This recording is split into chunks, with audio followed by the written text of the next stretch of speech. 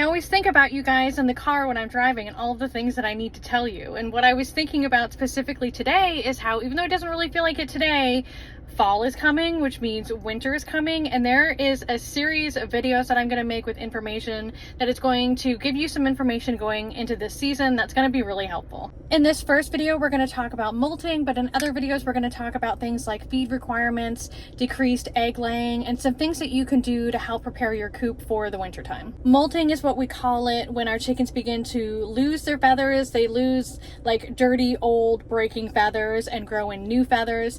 Typically, chickens will go through several molts in their lifetimes. The earliest one starts at like 8 weeks, then again at 12 weeks as they're growing in their adult feathers, and then usually we won't see it again until about 18 months, and then maybe every year, every 2 years after that. There are a couple different types of molts also. Some molts, and I'm saying molt, M-O-L-T, are hard molts where they're losing tons of feathers. They look like dramatically different, and then a soft molt where you may not even notice that they're losing feathers. But the purpose of the molt is to get rid of these old damaged feathers so that they can grow in their nice, clean, full winter down feathers and like full feathered coat to keep them warmer throughout the winter. Also though, in our roosters, part of the reason why they molt is so that they can stay nice and beautiful to attract their female mates. Feather loss from molting looks a little different than feather loss from, say, like rooster damage or mites. And one of the ways that you can tell the difference is rooster damage tends to be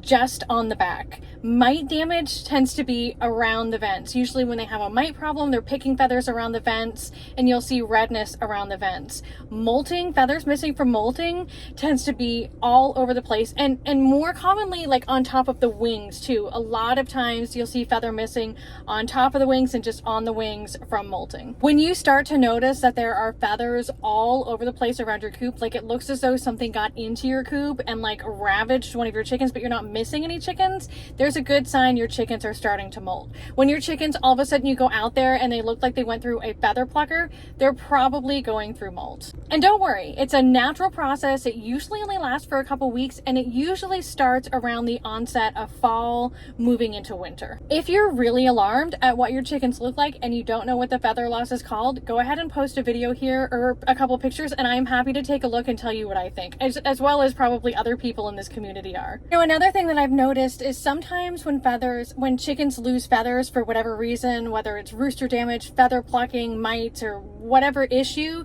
oftentimes, even once you've remedied the issues, the feathers don't grow back until that chicken would typically go through their molt. And then at that time, all the feathers start to grow back in. So if you've had some skin feather issue that you're concerned about because you think you've remedied the issue, but the feathers aren't growing back, wait until the chicken molts, and there's a good chance that those feathers will begin to grow back in then. So listen, really, I say all of this and describe all of this to say that there's really nothing to do while they molt, but just allow it to happen and calm yourself, you know, and not stress out about it. We can do things like offer them extra protein, maybe like there's feeds that are feather fixer feeds, and they're just higher in protein because the chicken's body is absorbing a lot of extra nutrients to reproduce those feathers, a lot of extra protein to reproduce those, grow those new feathers. So a higher protein feed can be helpful for the time period while they're molting. I really love to take before and after pictures because after my chickens molt, they look so, it's like the perfect time of year to take pictures because they're so full and beautiful. Don't even get me started on my Morans right now. There was a reason I'm not posting any pictures of them right now. They look terrible, and Don Juan has at least one favorite hen who just,